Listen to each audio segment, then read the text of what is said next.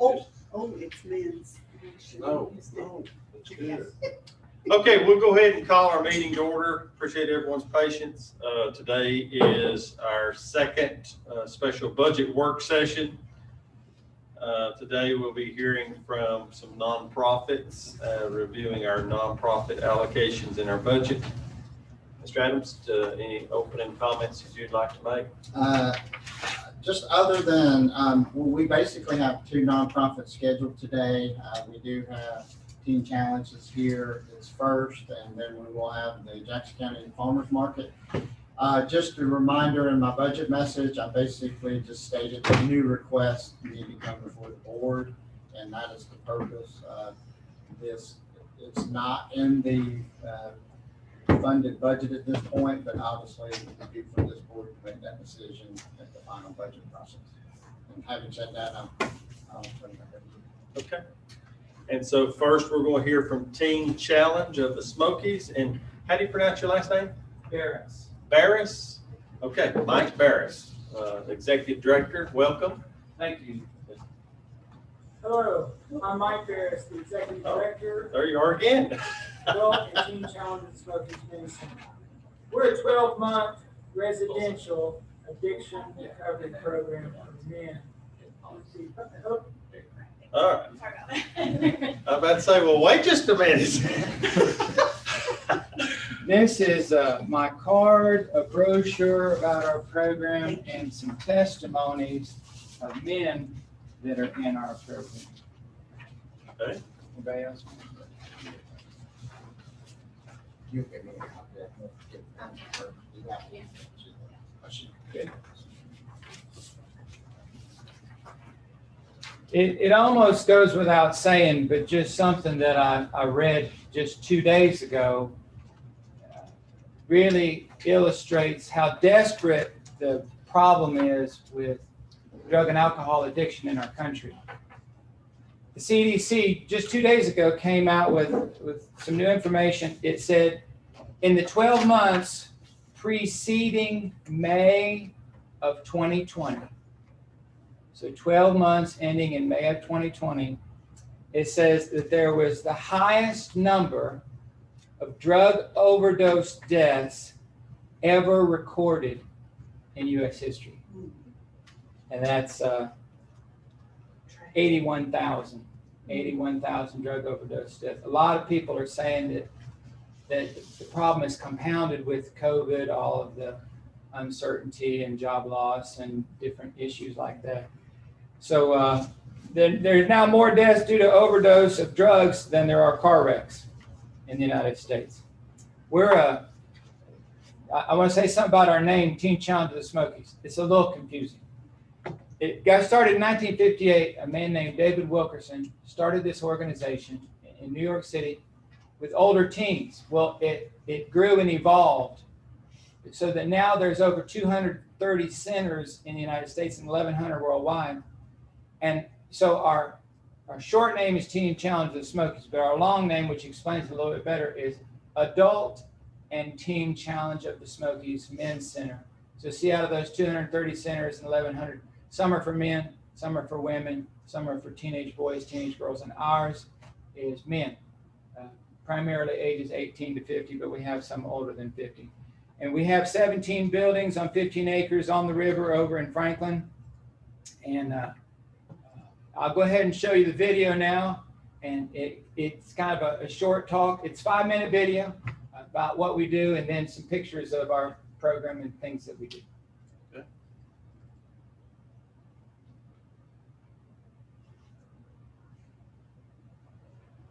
Hello, I'm Mike Barris, the Executive Director of Adult and Teen Challenge of the Smokies Men's Center. We're a 12-month residential addiction recovery program for men. It's a wonderful thing to see these men's lives transform. We have classes, we have counseling, we have work, vocational training, we have recreation, we have hiking on the weekends, we have music, we have guitar lessons, the guys sing. It's just a wonderful program. Of course, Teen Challenge started with David Wilkerson back in 1958. starting with teams, we've been evolved where there's men's centers, women's centers, teenage boys, teenage girls centers. Ours is the men's center. And it's just a wonderful thing. 12 months because long-term recovery has the highest success rate. And so we're seeing men's lives transformed out here. The testimonies are incredible. Some guys that came to us were suicidal. Some of them lost everything, including their families. Some of them homeless and living out of dumpsters. It's just crazy the depths of darkness that they were in prior to coming to us. But here we have a very grace-filled, mercy-filled, love-filled relational program. And the guys come here, not all of them are Christians when they come, but we're Christ-centered, Bible-centered, discipleship program. Being transformed by the renewing of our mind, it's just so important. But we get to see guys come here and get saved. And right behind me, we baptize them in the river. No matter what time of the year it is, it's just amazing to see the wonderful transformation. God is really using this place. We have a wonderful campus. It's 15 acres on the river here in Franklin, Colossagia River. It's an old church camp. Now, going back a little bit, about almost 5 years ago, this place was in terrible disrepair. It had been sitting empty for 10 years. At first, all we were doing was referral. We didn't have any program or any center or anything. We got a lease on this camp, and it took us almost a year to fix it up. A lot of restoration. All the water pipes were busted, needed new roof. The exterior walls had to be replaced, no insulation, the septic line, the gas line. It was just in terrible disrepair.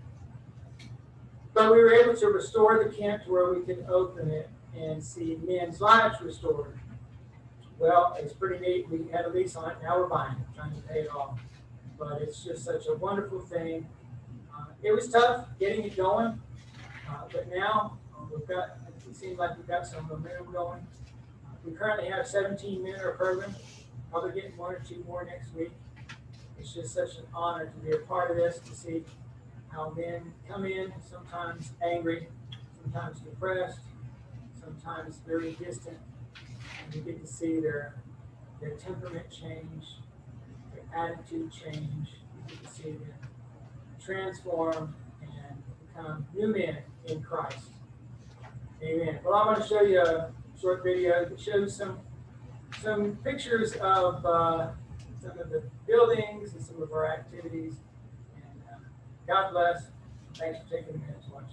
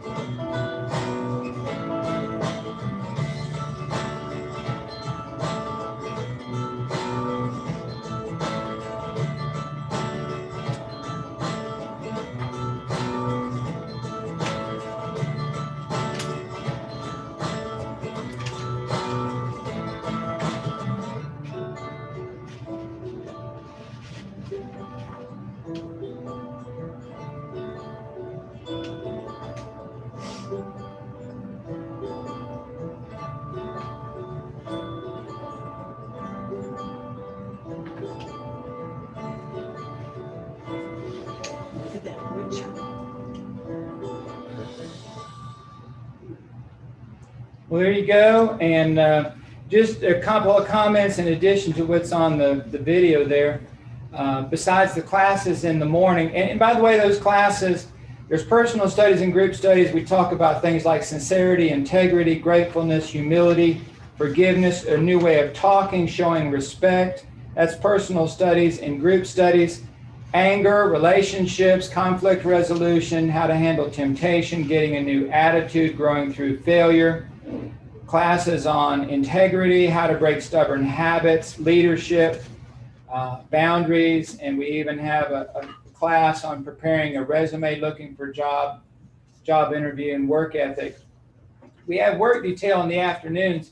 That involves building and grounds there, just maintenance, but also there's a lot of vocational training that goes into the afternoons because we have a wood shop. So there's men that have never worked with wood before. Now they're making furniture to sell at our thrift store and Sassafras. And in addition to that, we have building projects. You saw some of those on the video. We're currently getting ready to build an auto shop, and see, our men will be building that under supervision. And then we have bathrooms that are going in our auditorium, and then we have a 6th cabin that the men will be working on. Now, those are transitional cabins. So after the men graduate the 12-month program, they can stay in one of these cabins for only $200 a month. That includes rent, utilities, Wi-Fi, and it has a laundry building. So that helps them transition back out to society, both financially, and then there's still some accountability there. And then we also have a welder. We filled in our pool and have a garden, so the men are working in the garden. And then we got a tractor donated, so the men are doing that. And so there's just a lot of different vocations. It's not just the auto shop, the wood shop, the construction, and we have a growing number of men going to our thrift store to work, and then also doing volunteer work in the area with helping people move, elderly people with yard work. We work with CareNet, and one of our board members is Rick Westerman, who's making Jackson County Habitat for Humanity. We'll work with Habitat. And this not only teaches them vocational skills, but how to work together and how to work underneath authority, which is something that some of them have struggled with. So there's a lot of things that go on that way. And we do work a lot, even though we're a faith-based program, we work a lot with local attorneys and DAs and visit in the jails and probation officers. And we actually have a probation officer on our board of directors. Because see, even though being a faith-based program, a judge can't mandate that they come to us. If they apply ahead of time and are accepted, the judge will recognize it, and they do often. We have a lot of men, and we have men from all over, but we have a preference for the far west counties. So we work a lot with the legal system in the area and law enforcement. And so they will recognize it, and an attorney will say, this person is applied to, been accepted into a 12-month residential addiction recovery program that has classes and counseling and work. So many times, a lot of times, the judge would much rather them go somewhere for a year to get help than to just put them in jail again. But often they'll make it either a part of their sentencing, or they'll put their sentencing on hold as long as they stay in the program. If they were to leave, then all of that is back on. So that's another thing that we do. We were very honored last Friday night at the Franklin Area Chamber of Commerce to receive the award for Organization of the Year, which we were really honored to do that. We don't get any federal money or state money or insurance money. We just charge $300 a month for our men, but over half of them are not able to pay anything, and we let them come anyway. The thrift store, which y'all may or may not know about, 441 in the Savannah community next to that old school store, is a big help to us. Lets people know what we're doing. In Jackson County, people say, well, what is this store about? And then not only that, but the proceeds of it help us, and it's really good for our men to be over there working. We do have a Facebook page, Men's Teen Challenge of the Smokies, if anybody would like to we post there often. And if the funds from this grant were awarded to us, they would be used for vocational training in the wood shop, the auto shop, and some things that we need at our thrift store. The parking area needs work, and the driveway. We're getting ready to have to pay to put new lighting in. And then just last week, overnight, somebody plowed over our sign outside, completely destroyed it. So we're going to have to get a new sign, and we're not sure if the insurance is going to be able to pay us enough to get the sign that we need. So that's. I just want to say one last thing about our thrift store. I'll try to make this short, but see, I was previously a pastor, and pastored in Franklin for 14 years, Andrews for 10 years, and I was pastoring up in Kentucky for 3 years. Down here on vacation, and went to see some friends in Webster, and was driving by the thrift store, and I just pulled in, and Norma McClure, manager, I said, "Oh, what are y'all doing here?" She says, "Well, we don't have a program or a center or anything, but we're doing referrals to Teen Challenge programs for men." She said, "We sent one recently to Chattanooga," and I said, "Oh, I know Roger Haley." And Jeff Cleater, the director, is over there. And I said, I took somebody there 15 years ago, and they became a counselor after they graduated. And she said, "Oh, that's great." And then she says, "We sent one to Kentucky." I said, "Well, I'm in Kentucky." And I took a young man just a few months ago to Chad's Hope in Manchester, Kentucky. And actually, I'm going to speak there in chapel Tuesday. So Norma says, "Well, isn't that something?" I said, "I believe in Teen Challenge. If all you do is try to get somebody off of drugs and alcohol, and you don't teach them a new way to live, a new way to think, they're likely to go back to it." She says, "Well, we haven't had one of our board members in the back. Would you like to meet him?" He was our treasurer, CPA, Richard Terrell from Waynesville, and he's the Waynesville Chambers CPA. He happened to be in the back room at that moment, and I got to talking to him. He says, "Do you by any chance know Paul Hensley?" And I said, "Sure, he's a pastor in Waynesville." He says, "Well, he's the president of our board of directors." And I said, "Oh, isn't that great? Paul's a good guy." So I get back in my car, and I looked at my wife, and I said, "Wow, I wonder what that's all about." And I called Paul Hensley, and I said, "Paul, we're down here on vacation, and we just went into this thrift store. They said that you're the president of the board, and they said that you don't have a program or a center or anything, but you're just doing referral. And when I said that you don't have a director," he said, "Mike, you'd be perfect." Just out of the blue, he says, "You'd be perfect." And then we started a conversation, and then we came down and talked to the board, and then they actually said that I could be the new executive director, and there was no center and no program. And I didn't really realize to the full extent of it, but there was actually no money either. One of the board members had to loan the board money to pay me to start with. And I knew about this old church camp, and we got a lease on it and started fixing it up. And we've helped a lot of people, not only in the program, but we do a tremendous number of referrals and telephone counseling because there's a lot of people in the area that are just desperate. They don't know what to do. They've got a relative or a friend, and they call us, "What do we do next?" If they want help or they don't want help. And we try to give them some counsel and referrals for women and teenage boys and teenage girls. So hundreds and hundreds of calls. And then like right now we have 16 men in our program, just had a graduation. We've seen a lot of lives changed because of the program. I'm happy to be a part of it. I'm wide open for any questions you might have.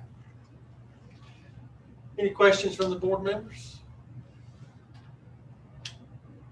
Served anybody in Jackson County? Yes, sir. We've not only had men in our program, we've had graduates from Jackson County. Do you have any now? We do. And then also we receive lots of calls from Jackson County. We do detention center visitation over in here when somebody calls us and says they're interested in the program. Tom, did you have any questions? Not at this moment, Chairman. Thank you. Thank you. Mr. Chairman. Yes, sir. If I may, as you may be aware, or you may have seen in the newspaper, counties in North Carolina are going to receive funding through opioid settlement agreements. You may or may not be aware of that, but that'll be something that this board will be dealing with in the future. And ultimately, that money is going to be distributed. And this is something to be aware, not just for Jackson, but for other communities that you serve. And that money will be distributed, and it'll be for treatment. Part of it will be for treatment services. And so I guess my question would be, do you deal with opioid issues, and or is that part of the abuse that you're dealing with? And Yeah, I'm that's, just trying that's to probably the biggest part of it. Probably most of our men would say that opioids, pain pills or heroin was one of their main problems. And then we did get a grant from Swain County one time, and it was designated as scholarships to be used only for people coming into our program from Swain County, and that was used for that. I mentioned that we had a conversation prior, and I mentioned that to the board. If you go beyond this $8,000 request that we're dealing with now, I'm trying to point out, I see some opportunities coming, whether it be through ARP monies and or opioid settlement monies that's going to be coming to governments, county governments in this region, that honestly, a large portion of that money will probably go towards some type of human services. And then again, especially with the settlement monies, will go towards treatment for opioid use. So that's just something to keep on our radar and Definitely. Conversations. Like I said, we get a lot of calls, including Jackson County, and we can actually record and track those that call us from Jackson County, either want help or advice or referral. And so, for instance, we refer calls to come to us for women that need help to Life Challenge. So I would like to ask if I could, how do y'all acquire the men? Do they come in voluntarily, or do you have families that call wanting them to get in? How do they come to you? that's a good question. Because we've been around a while now, 5 years, there's a growing number of people who know about us in the system. So we get calls from Balsam, we get calls from local hospitals, we get calls from, there's word in the jail, we work with probation officers. So when somebody says they need help and they'd like a faith-based program, then a lot of people seem to know about us. Also, we have a GoDaddy website with a pretty good search engine optimization for addiction recovery that shows up in our area. There's also a National Teen Challenge Center Finder directory. So if somebody plugs in a zip code, it will tell them the Teen Challenge programs in that area. And then, yes, sometimes the men come voluntarily, sometimes they come court ordered. Some of them, things have got so bad that their wife says, either you get help or we're done. And they'll call and they'll come. And so sometimes voluntarily, sometimes court ordered, sometimes homeless. We actually had a man come to us from Jackson County early on that was homeless. So desperate, and all those different kind of ways. Thank you. I appreciate that. Is there any age restrictions? It's basically 18 to 50. 18 just for legal reasons. If it was a minor, there would be all kinds of issues there. And we say 18 to 50, and that's just because there's work-related and hiking and things like that. But we've had men over 50 come in as long as they were able to do what the program involved.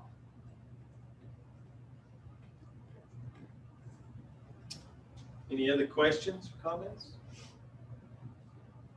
Thank you so much for your. I appreciate the opportunity. Okay. Yeah, thanks.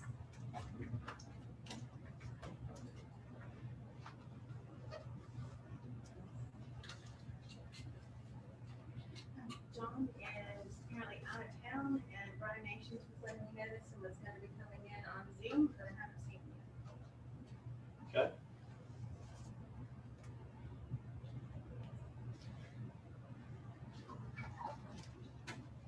So while we're waiting on another farmer's market, I hope everybody's had a chance to take a look at that. Just to give board heads up, the only thing I was going to request about that, just to ask a question about the proposal. There's $10,000 in that proposal for what do they call it? They call it salary. salary reserve fund. So out of the $15,000, there's a 10,000 of that is classified as salary reserves, and I don't know what that is. But other than that, Under the question number 7, it says the Jackson County Farmers Market has a need to replenish our payroll fund for our part-time market manager and then to hire the same. So I guess they don't have a manager right now. and it may just be the And word that they- over. I guess so. Yeah, I don't know. Maybe what? Maybe just the terminology is just confused. Maybe they're just saying they need the money to hire somebody versus using Yeah, the word that's kind of reserve. what I was Well, the wondering. manager took another job. Right, okay. Do you And then the know, people they've been somewhat asking somebody to help kind of manage it along. Well, And that'll last 2 or 3 weeks, then somebody else is kind of manage it. It's, seems to me right now, it's sort of running itself. okay, so if you go to that projected expenses, they got 14,500 for the market manager, and they just have a line down there that says payroll reserve fund.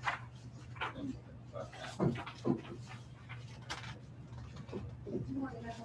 um,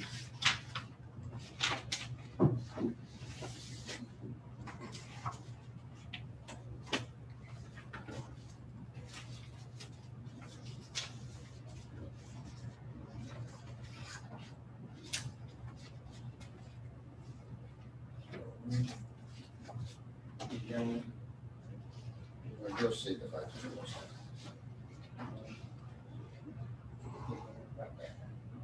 So you see the market manager salary, 50 weeks, 14,500, and then the second to the right above total basic expenses. You can put your pointer there.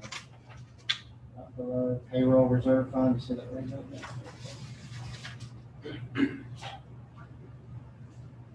Other than that,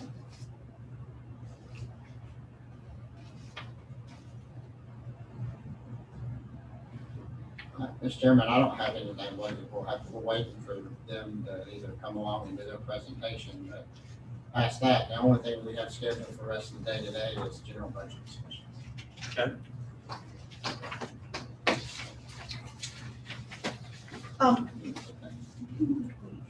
answer questions about some of these. We could do that. I had a couple questions. Okay. Well, let's do that then. There were, Of course, in the very beginning of that, the beginning of the notebook, there is a spreadsheet of Right. the ones that have been included in the recommended budget. right, And so you've got some questions about some of those? yes. Okay.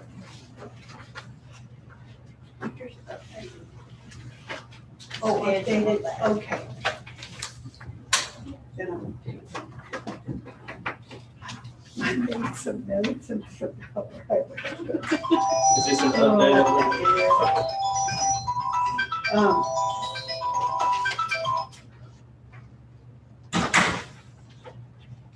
Okay.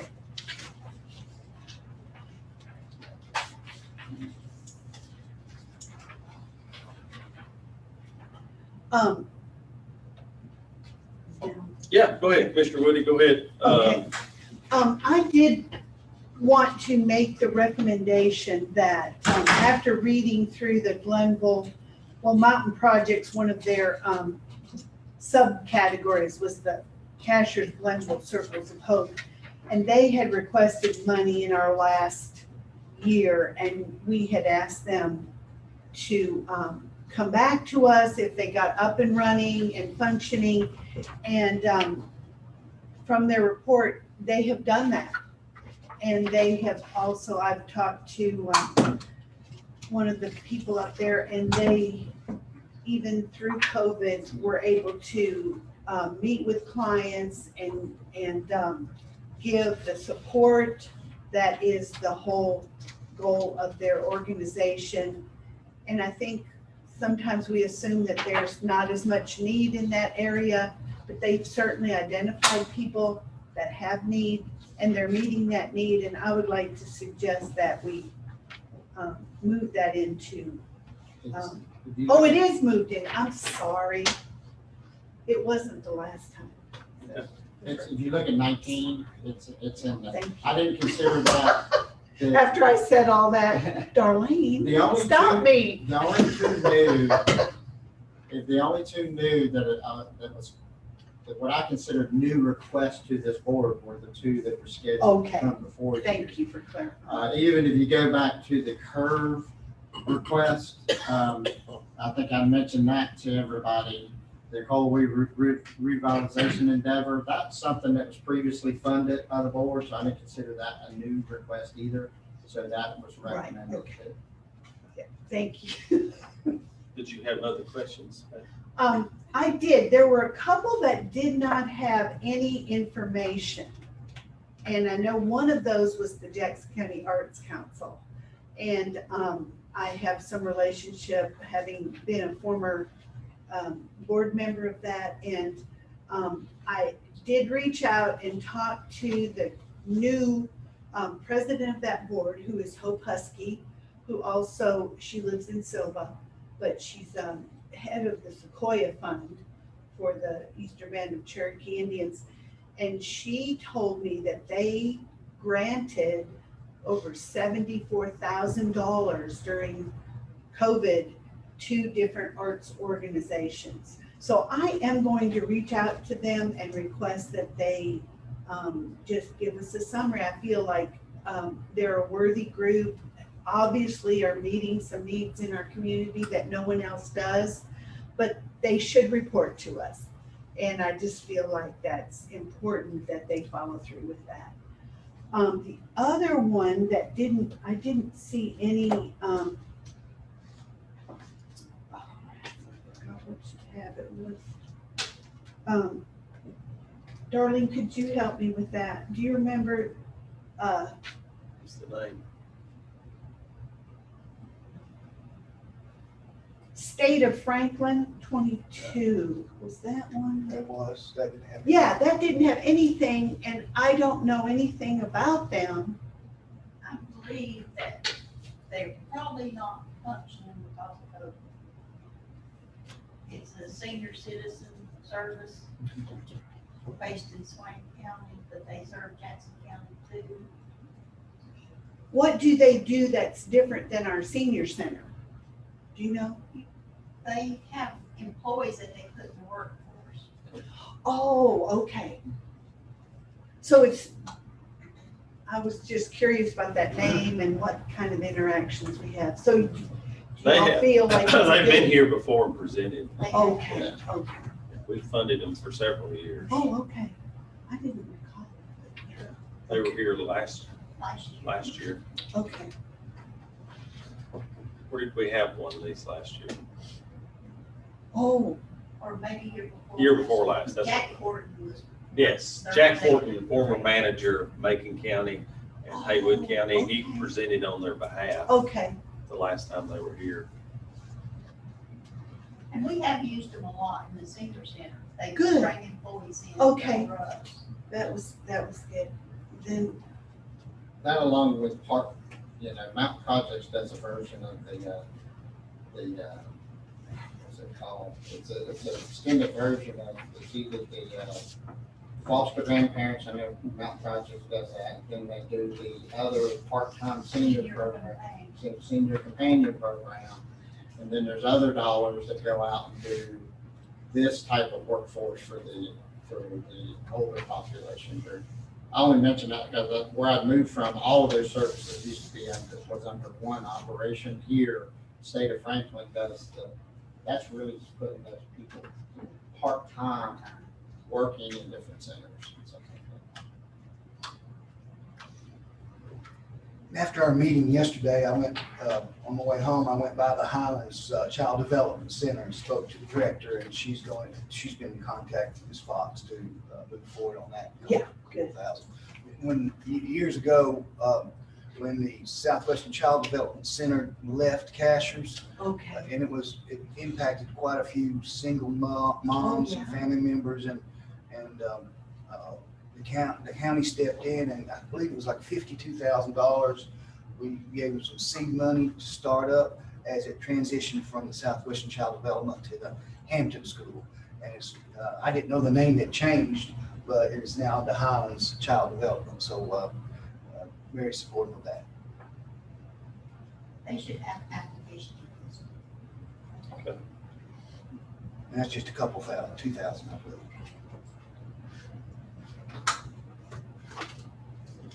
Any other questions, Commissioner Woody, about these? No, that was Commissioner Jones, that was another one that I didn't know about, so thank you for doing that. And going back to the two that we have on the list for today, and I'll just go ahead and state my preference. I would not be in favor of funding either one of these new requests today. I would look to, especially with the farmer's market, I think we need to clarify some questions, get some answers, and maybe sit down and talk with them. It sounds like there's quite a bit of organizational issues that we might need to work through. I'm fully supportive of the farmer's market and of what they do, but I would like to evaluate that one a little further and maybe be in a position to take action to assist them in some way at a future date. And then on this teen challenge of the Smokies, there again, I think we ought to wait on that one. I think there's going to be more opportunities available for that organization to go well beyond the Exactly. $7,000. Yeah. Well, and one thing, and I think Commissioner Deeds referred to, I personally know of 2 people from Jackson County that went through it, and yet, you know, they try to be anonymous, which is respectful of those participants. But looking at their board of directors, there's no one from Jackson County on their board of directors.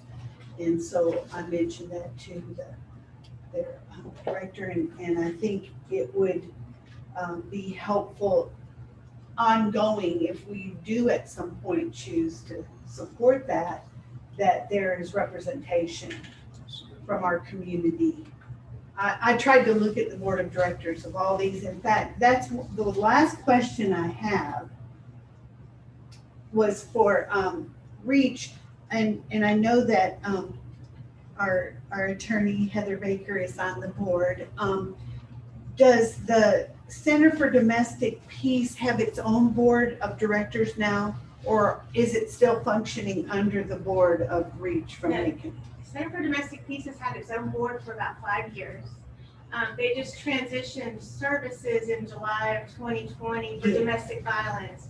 REACH still handles sexual assault for Jackson County. Center for Domestic Peace handles domestic violence. And as of July 1 of 22, Center for Domestic Peace should be handling all of it. So Okay. it's still one more year to go to transition. You've got to have a years of certain Yeah, I read training that in your. to be able to do the sexual assault, and so they're working through that, and by the July 122 funding year, they'll be able to do the whole thing. It does it now, and it's still split, they work together. I just didn't see a list of the names Of the of board the members. board members of the Center for Domestic Peace. I don't have those, I don't have access That's to okay. those, but I can certainly ask. Well, the that's fine. director to send it over. They are Yeah. Jackson County residents. Everyone is Jackson Yeah, County. okay, that's just what because, you know, which makes sense. REACH of Macon County has Macon County Board of Well, Directors. and that's why I serve, REACH of Macon County as a Jackson County liaison. Okay, For that board, so I Okay. serve on REACH board as as a Jackson County representative.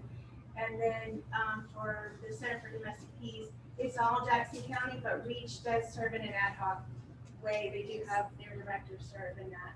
okay.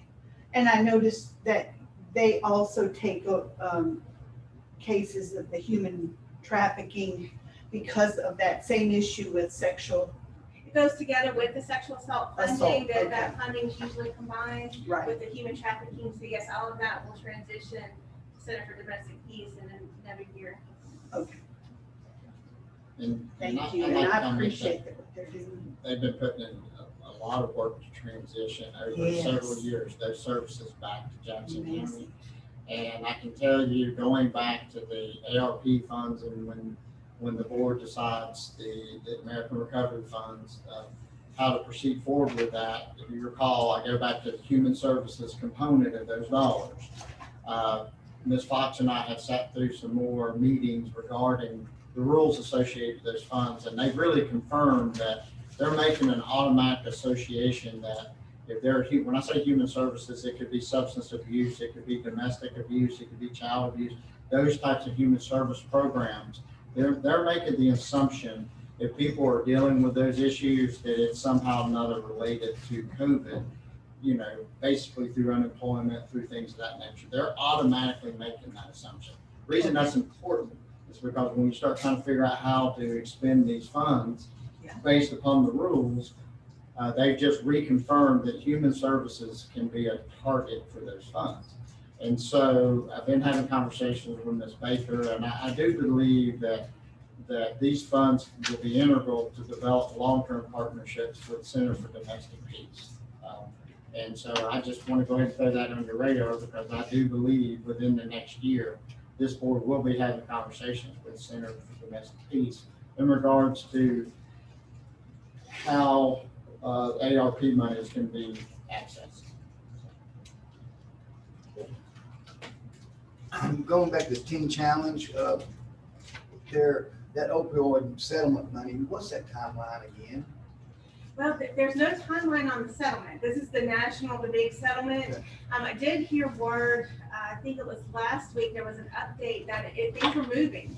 So that was exciting. Of course, when you're talking about a national settlement like that, moving could mean months, you know. But there did seem to be some excitement that things were really moving towards settlement. So just waiting on that case. You remind me of the amount that Jackson County may receive. Well, the state could receive up to 850 million, and then Jackson County's portion would really be 85% of 0.5%. So if all the math works out, it's in the 4 million range. Now that's over 18 years, with the majority of that being in the first 3 years.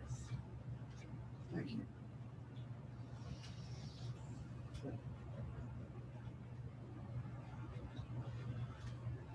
Any other questions about nonprofits out of this book?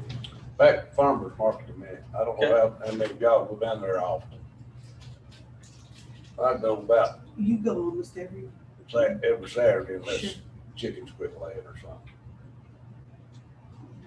But you need to go down there and look around at what's going on and realize that that's a big tourist attraction on a Saturday. Yeah. And you wouldn't believe the college kids that come down there. And I don't know how much they buy or this, that, but there's college kids up there, that come down to that farm market. And I'd say it's like fireworks or something. Once they come down there, they probably eat at one of those restaurants or have breakfast or this or that. So there's more to it than just a farmer's market. And then you see people there. I see people there from Mississippi, Alabama, Kentucky, Ohio, man and wife or a family, and you start talking to them and they'll buy a thing or two. But it's a kind of a draw downtown, especially in the fall, and especially in the summer and spring. And they just like to see I can't say how much they're buying as much as it's draw downtown and draw to our business and whatever. So we need somebody to come in here to speak to us that's very learned about what's going on there. When I say they're in disarray because they had a lady that kind of ran that thing for a long time, Lisa McBride. Yes. Isn't that her name? Yeah. It is. And she took another job, and they've just not been able to get someone to just step in there and take that over. But I love it. I think it's a real good thing. But I agree with it. It's just waiting. the money's still gonna be there. Yeah. We get somebody in there to speak to us, and maybe we get some people to have some better suggestions on what maybe help them. They'd like to have a permanent thing with the roof over something, Oh, mhm. and, Just like a, seemed like our extension office not been, well, yeah, I've been critical. Our extension office hasn't shown a lot of, as I've observed, a lot of interest in that, and it seems like they should be more than what they are, because, but there's a lot of fellow in your fire departments, B man, Mm-hmm. he's always down there selling money and Oh, this yeah. and that, so, yeah, it's revenue for people that, We have, Yeah, John Bubach is. oh, good, Is on, so okay. very timely. well, there you are, John. John's coffee man. Am I timely? That's good. Yes. Yeah, you're about 45 minutes late, but that's all right. 45 minutes and 9.5 hours away. I have, So we were just talking farmer's market. Go ahead and I'll let you talk to us a little bit about your proposal. okay, so I'm going to assume that everybody here is familiar with the farmer's market. So I'll jump straight to, the year 2020 was our 20th anniversary. And we did not get to celebrate that, but that's not all. We didn't get to do any fundraising. We didn't get any donations. All we got to survive on was vendor fees, which is not enough to fund everything. We did not make payroll, and we lost our manager. She moved on and created her own company, and she's thriving, and we're all happy about that. But our board has been stepping up to run the market all winter, and now we're into our spring season, and the board is running the market. And we need to take funding from other places and fund a manager position for 9 hours a week. And our board has worked out the details on that. And I don't know that we need to take the money from Jackson County to directly fund that position. We could take that money and use it for marketing and advertising and signage and those things, and free up money for a manager's salary. So that's where we're at so far this year.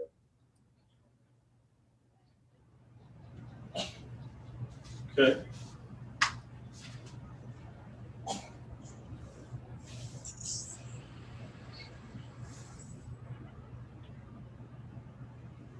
So what you're saying, John, is that the funds would more likely be devoted or dedicated to non-payroll needs. Well, that's what we would prefer. We would prefer to not use public funds for payroll. We have CARES Act money, not a lot. And we have vendor fees that we've already collected this year. And we could take those from the other items that you see. And the truth is, we would have to use some of Jackson County's money to add to it, to fund that manager position. Okay. Do you have anybody identified that might potentially be interested in the position? We do. We have at least 3 interested people. Okay. So we would get to, interview and pick somebody, hopefully. Okay.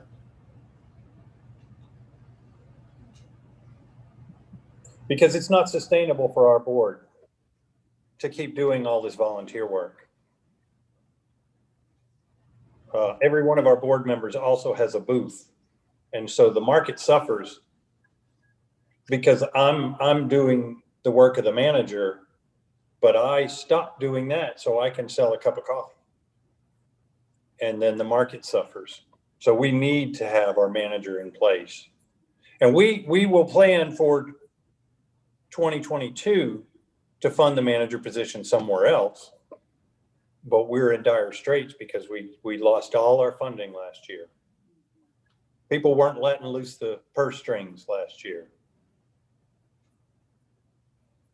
You made a comment earlier about marketing monies. I don't quite see that on the projected expenses except for $1,000 for advertising, printing. Is that something new or you're exploring? It is something new. Our board has discussed in our last 2 meetings how much we need to advertise because our market has suffered so badly. Our attendance is so down. And we've already started some of that with some donation money. We've advertised on Facebook, we've used WRGC, and we need to do a lot more of that. We'd like to get a billboard and we'd like to do some other things. We need to get new banners and new signs. When we open our market, we go put signs up on Main Street to direct people down. And we need to update those signs. Any idea or guesstimate of those marketing costs? I'm sorry that I didn't come prepared with that. I have another board member working on that, and he has not let me know that number yet. Could we get that information in the near future? Yes. Hey, John, this is Don Adams, County Manager. Can you see the budget that's on the screen? I do. The only question I was asking the board about was, what is the payroll reserve fund on that budget? That is money set aside. I have, as the chairman of our board, I made the decision to create a reserve fund for payroll so that we never lose a manager again because we can't make payroll. So that's money that would sit there. It's kind of an emergency payroll fund.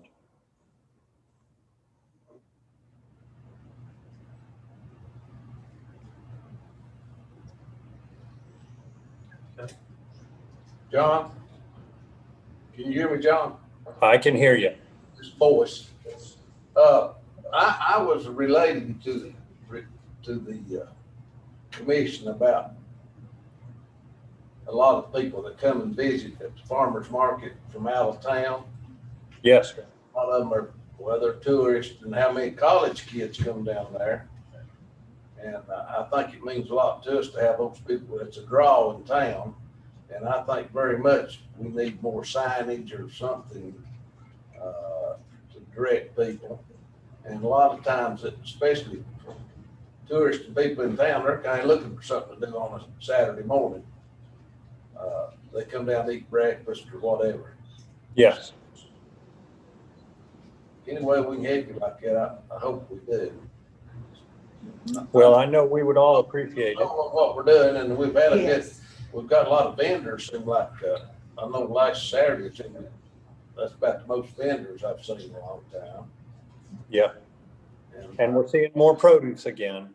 I don't We know need if that. it's good or, I don't know if it's good or bad or whatever, if you're not aware of it, I'm talking to this group here. Yeah. We've got people from Swain County and Haywood County and Macon County at least, and sometimes Graham County that also come and sell at the market there. Yes, they do. We invite people from surrounding counties. It's in our bylaws. And a lot of times they provide something that we don't have here. Yeah.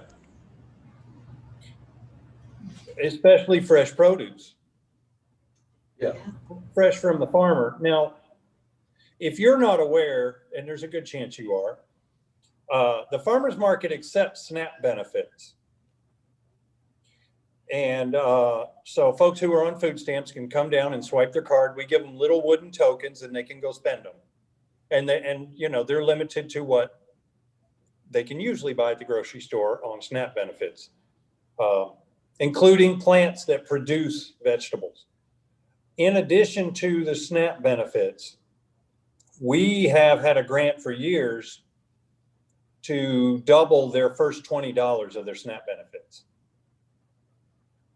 So their cost is cut in half for their fresh vegetables. It is the best bargain in Jackson County for produce.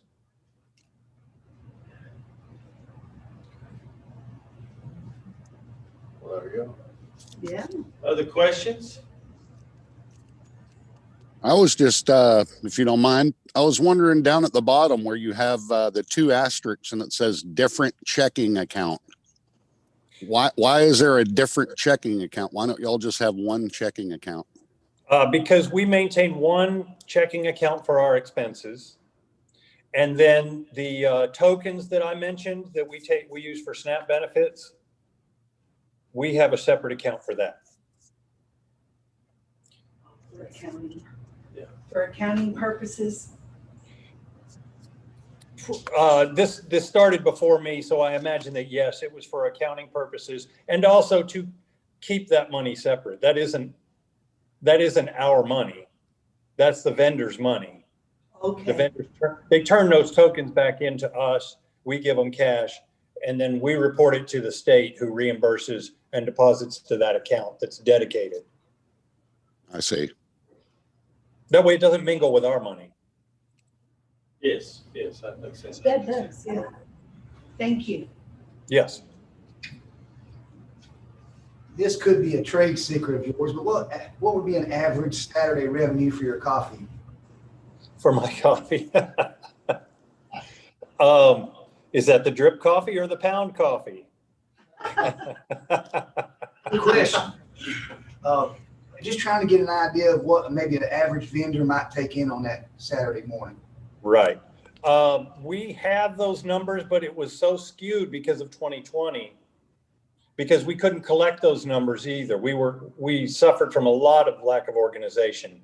So we have the numbers from 2019, and we're accumulating those numbers. We ask each vendor to anonymously report their sales at the end of the day. That would be an interesting piece of information to have as well. Yes. Yeah. And I have that from 2019. I have some of it from 2020 that I can send.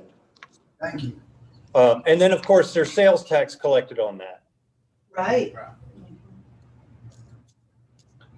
Hey, John, this is Don Adams again. On those revenues, do you feel comfortable with the vendor fees and the sponsors? Or you think are you comfortable with that budget? And then the grant funding, I'm assuming, would be through the request to the county and through other sources. But are you comfortable with your other, that you feel like you're gonna pull that other revenue in, the 5,500, the 1,500, and the 600? Yeah, we already have talk strategy for fundraising. So we do a thing called Taste of the Market, and farmers come and they may cook up green tomatoes, and customers can do a donation.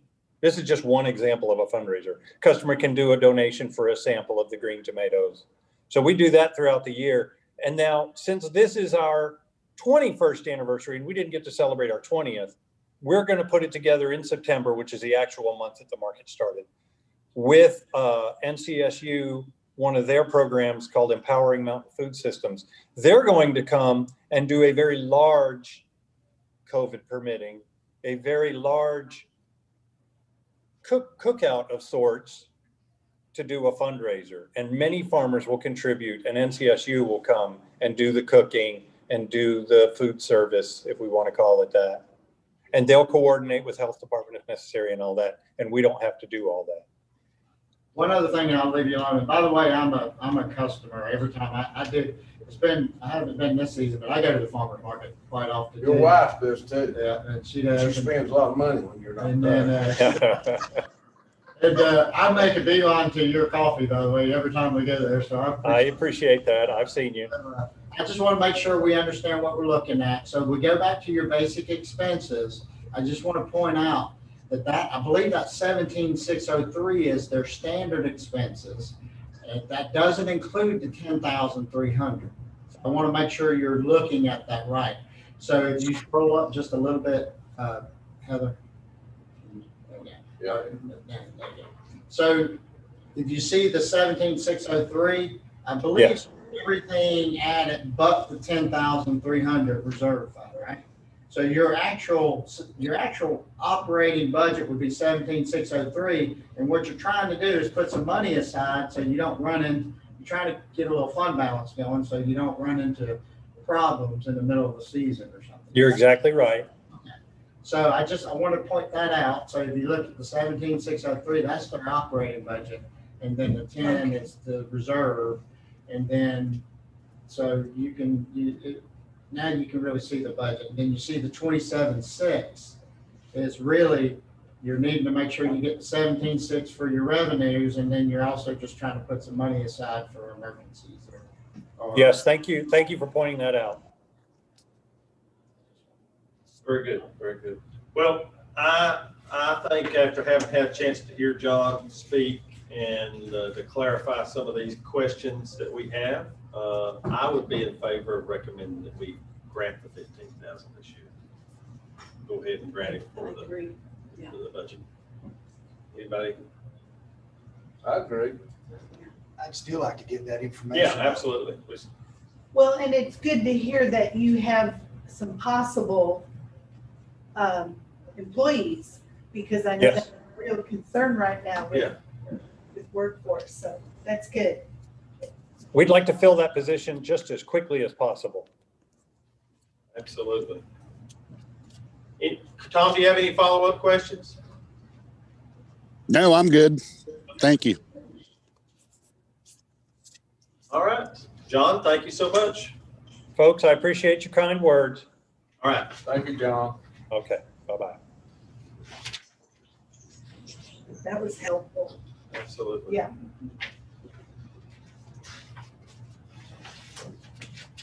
There's only one thing they don't have down there that you'd like to have, and that's fish. They Fish. used to. John, Tom, you could bring some fish on if you would. You know what? I wish I could, but coming back on the airplane, there's no way to do it. Yeah, you figured We caught about 15 of them yesterday. that'd be a start.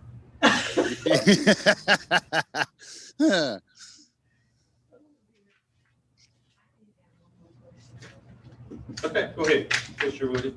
Okay, I do have one more question, and this is for the Habitat for Humanity, which is Macon and Jackson. And looking at the board of directors, I believe almost all of those are from Macon County. And I just wondered if we know if they're currently planning to build in Jackson County. You know, their thrift store is doing amazing, and I go in there frequently. I love thrift stores. And I talked to the person working at the desk, and we were talking about, you know, how well it's doing, and she said their revenue from that Jackson County store is more than any store around for Habitat.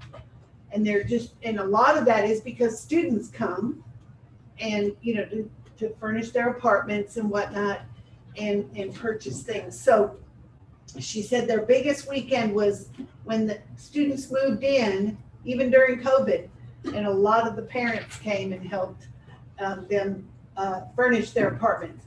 But my concern is that, just like with any entity that serves more than one community, is the money we're investing in them helping our citizens? So do we know if they're building or renovating homes in Jackson County? And I couldn't really tell from this report. Maybe I missed it. Do you know? I have some information. Oh, good. Chairman Matt Hancock does as well. We know of a particular situation in this county a couple years ago. It was actually Tony Elders over in permitting. I think he refers to them a couple of times, and he referred. We were all trying to help the situation out on Darkridge Road that had a bad septic situation, and they came in and took care of that and paid that. So I don't know if they do building as much as they do help in emergency housing situations. And I think Tony, I know, has referred others Okay. to them and had a good working relationship with, I can't remember his name that is here. Jeff is his first name, I guess, from his last name. So I know they do Mr. some things. Westerman is the chairman. Okay, sorry. But in this one case that Heather's referencing, it was an existing home that had some issues with the septic system, and Habitat took care of the Oh, system. that's great. Well, I do know that they have done some renovation of some floors that were caving in for some elderly citizens. But I know that was a couple years ago, and I just wondered currently if that's. And we have, I know TWASA usually grants one tap a year, or at least that used to be their policy, for a home construction for a Habitat home. Oh. But the problem with building a new home is finding a piece of property. And we've even sat down and gone through our list of county foreclosures to see, are there any viable properties there that we could work with Habitat to place a home on. But that becomes a challenge just to try to find suitable properties. And there's been some properties in Casher's area that have been purchased and donated. And it's very complicated sometimes to find a site. So it may take a little while to get to the point where you can actually do some of those projects. And so I think that's why they've been focusing on other ways to help in the community. Okay. So what I will do, I could follow up and ask them this, but under their section 1, this program covers doing repairs to floors, structural repairs, bathrooms, kitchen repairs, handicap accessible areas, ramps, roof repairs, as well as any repair that makes a home safe and secure. And then under 6, it talks about how many individuals are served by your agency. And, in 1819, they say 3 families, 1920, 12 families, 2021, 14 families, 21, 22, 15 to 20 families. And I would imagine, I could ask them out of that number. Yeah, just okay, that. What's Jackson and what's Macon, but it seems not low, that's a lot of families, but that seems low for both counties. And so my point is I would kind of anticipate that a lot of that may be in Jackson. Everything else, how they're answering is in Jackson County, but I can call them and see how many families. Yeah, that would be just helpful, and I totally support their efforts. We know that housing is a huge issue. Anyone that's contributing to solving that issue is worth our support, so.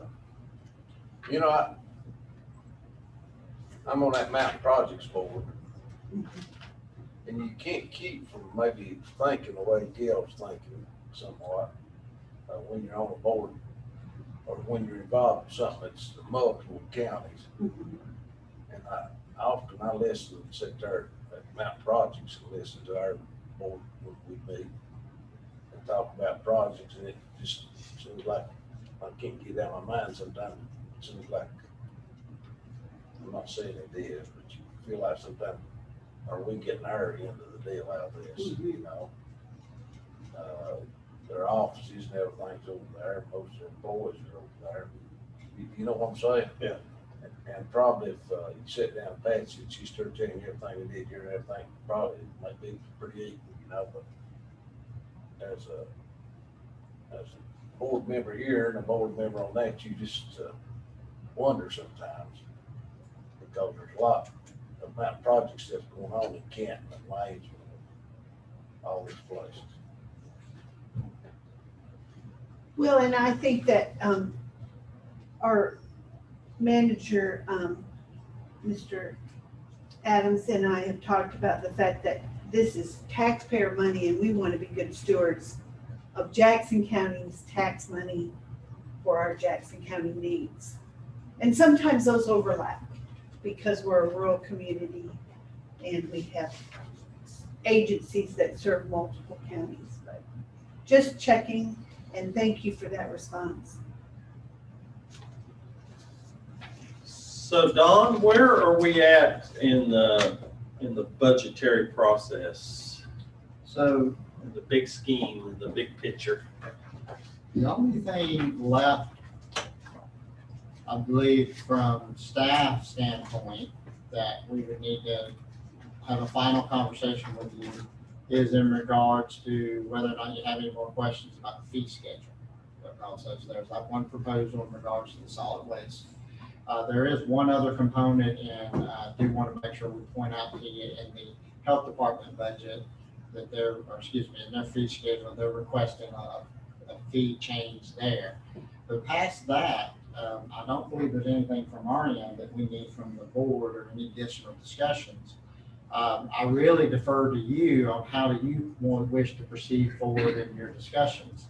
I would always defer back to my manager's proposal, but I really turn it over to you and really look to you for guidance on, do you wish to discuss personnel, capital? Are you satisfied, not satisfied? I turn it back over to you for discussion. What about on the calendar, other opportunities beyond today? Sort of, let's talk about the window of time. Okay. So we set aside tomorrow, if the board wishes to meet tomorrow. We set aside the day of June 1st. We have the public hearing and regular meeting the night of June 1st. June 2nd was up in the air, Mr. Chairman, because I think you had some prior other commitments. Yeah. But then ultimately you had set the timeline for us, the absolute last day for changes for us really needs to be the 8th at that work session. And that would allow for staff to get everything changed and put in place for adoption for June 15th. So at this moment, the next time that we will meet, because today's the 25th, the next time that we have a meeting would be Tuesday the 1st. Is that right? Yeah, I mean, unless you wanted to meet tomorrow. Yeah, I don't think there's a need to meet tomorrow. But Tuesday the 1st, I had down 8:30 that morning budget. Is that correct? We've changed these. I can't remember if that was 12:45. Was it 1 o'clock? Is it 1 o'clock?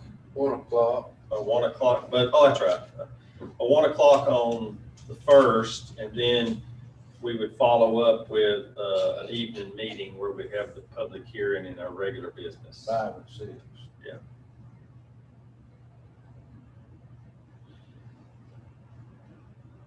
Does that seem to work with everyone else? Yes. Not to meet tomorrow, but we'll defer any additional items that's coming. I do have one item that I want to research a little bit more that maybe want to bring up on the 1st. I'm not prepared to talk about today. Probably won't be able to talk about tomorrow either. So.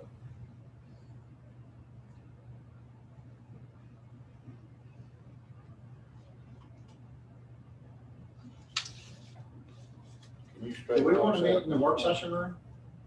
We can. We can meet in the work session room on that day.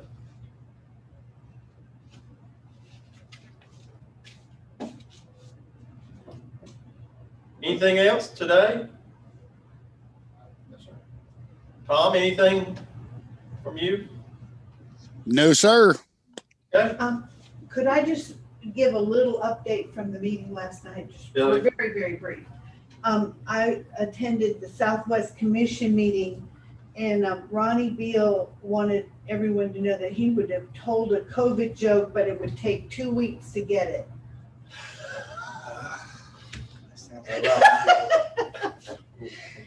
But his main message was that we need to keep our nose in the trough or we're not gonna get fed. So, what he's He knows concerned that, about, knows yeah, the he trough. does. And so but seriously, they did talk a lot about, the CARES Act money coming, and, the commission is working really hard, and I know our manager is, everybody has these webinars, but they're gonna make a very specific webinar to address how we can spend the money in ways that won't be spent by the federal government and the state money, so that we can maximize our funds. And that was real hopeful. So I think that was just the main thing that they wanted us to be aware of. They're working very hard. They're listening and reading everything that's coming down, and they're going to try to condense it so it's user-friendly for us, which I thought was a wonderful. Absolutely. So that's all. Okay. Very good. Do I have a motion to adjourn? Now, let's go back next Tuesday Okay. one more time, June 1. June 1. Are we meeting at 1 o'clock? Well, that's what we had scheduled. Is that what we're doing? Okay. Then we're meeting at 5 and 6. Yep. All right. Well, is it 5:55? 5:55. It's actually 6, more like Okay. 6. Okay. Oh, yeah, okay. That's good. Do I have a motion to adjourn? So moved. Is there a second? Second. All in favor, say aye. Beat you, Gail. Yeah, you did. Have a good week, Tom. Thank you, Tom, for jumping in there. That's good. No problem. Gail, I just want to say, before the meeting started, I saw you walk across the camera. I'm taking it that's your granddaughter. It is. She has behaved herself. That's Rachel. Awesome Yeah. behavior. Well, thank you. I'll tell her mother will be very pleased. Okay. Yeah, thank you. Have a great time, Tom. Thank you. I'll see you all Tuesday. All right. Yeah,